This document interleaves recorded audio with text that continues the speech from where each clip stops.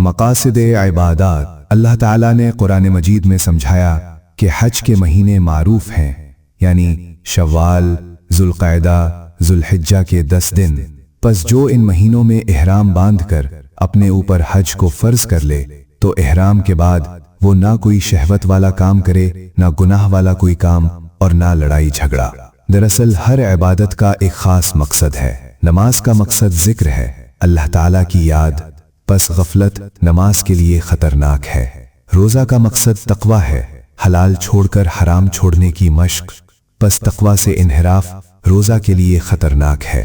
زکوٰۃ کا مقصد اللہ تعالیٰ کے لیے سخاوت اور حرص سے پاکی ہے، پس بخل اور تنگ دلی زکوٰۃ کے لیے خطرناک ہے۔